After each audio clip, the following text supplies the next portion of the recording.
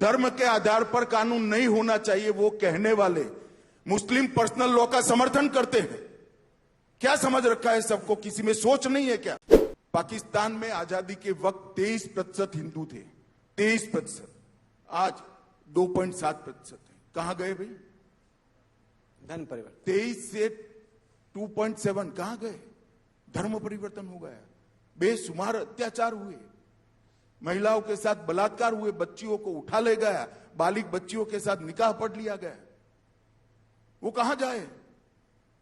वो भारत की शरण में आए। इसकी माइनॉरिटी को और विशेषकर मुस्लिम भाइयों को भड़काया जा रहा है। देश में किसी की भी नागरिकता सीए छीन ही नहीं सकता, क्योंकि कानून में प्रोविजन ही नहीं है। सीए जो शरणार्थी आए हैं पाकिस्तान और बांग्लादेश से धार्मिक प्रताड़ना के कारण, उनको नागरिकता देने का कानून है, और मैं मानता हूं इसमें किसी का विरोध नहीं होना चाहिए। नमस्कार, मैं सुरेश कश्यप और मैं फिर से आ चुका हूं एक नई वीडियो के साथ। और आज मैं बात करने वाला हूं 11 मार्च 2024 को भारत सरकार द्वारा भारत में सीएए लाने के बारे में, और सीएए आने के बाद भारत में फैली हुई अफवाहों के बारे में भी डिस्कस करेंगे। तो दोस्तों, सरकार के प्रयासों के बाद आखिर भारत में सीएए आ ही गया, और सीएए आने के बाद काफी लोग खुश हैं तो काफी लोग नाराज हैं। और कुछ लोग इसलिए भी नाराज हैं क्योंकि उन्हें गलतफहमी है, और उन्हें गलतफहमी यह है कि भारत में सीएए आने के बाद मुसलमानों की नागरिकता छीन जाएगी, उनसे दस्तावेज मांगा जाएगा कि तुम यहाँ के निवासी हो या नहीं हो। और कुछ लोग बोल रहे हैं यहाँ से मुसलमानों को पाकिस्तान भगा दिया जाएगा। मगर आप यकीन मानिए, इनमें से ऐसा कुछ नहीं है। भारत में सीएए आने का मुख्य मकसद यह है कि जो बेघर हैं, जो दूसरे देश से भगाए गए हैं, जो पहले भारतीय हिंदू थे और भारत में अब आना चाहते हैं, उनके लिए सीएए लाया गया है। तो दोस्तों, चलिए आपको डिटेल में बताते हैं कि सीएए क्यों लाया गया, और सीएए आने के बाद किस किस को फायदा है, और सीएए आने के बाद किस किस को नुकसान है। सबसे पहले तो हम इस बारे में डिस्कस करते हैं कि सीएए भारत में क्यों लाया गया है। तो दोस्तों, जैसा कि हमने बताया कि 11 मार्च 2024 को भारत सरकार ने भारत में सीएए एक्ट को लागू किया, और भारत में सीएए एक्ट लागू होने के बाद ऐसे गैर मुस्लिम जिनका पाकिस्तान, अफगानिस्तान और बांग्लादेश में जाति और धर्म के नाम पर उत्पीड़न किया गया हो, उनको भारत की नागरिकता देने का प्रयास भारत सरकार कर रही है। चलिए अब बताते हैं कि भारत में सीएए आने के बाद सबसे ज्यादा फायदा किसको है। तो आपकी जानकारी के लिए बता दें कि भारत में सीएए आने के बाद सबसे ज्यादा फायदा मथुआ कम्युनिटी को है।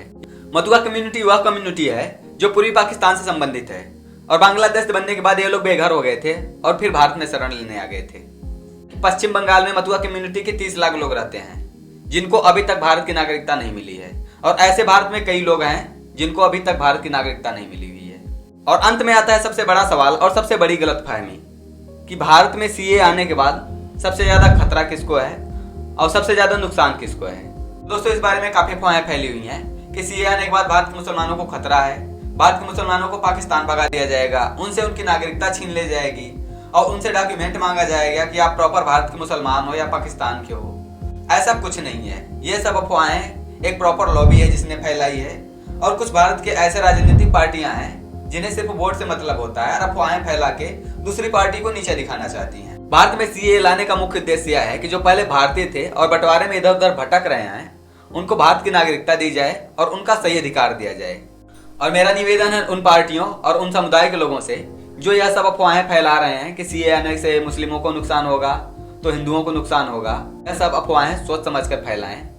देश की शांति भंग होती है आप लोगों के अफवाहों से। सीएए सिर्फ और सिर्फ भारत के बंटवारे में इधर उधर भटक रहे नागरिकों को अधिकार दिलाने का कानून है, ना कि किसी से अधिकार छीनने का कानून है।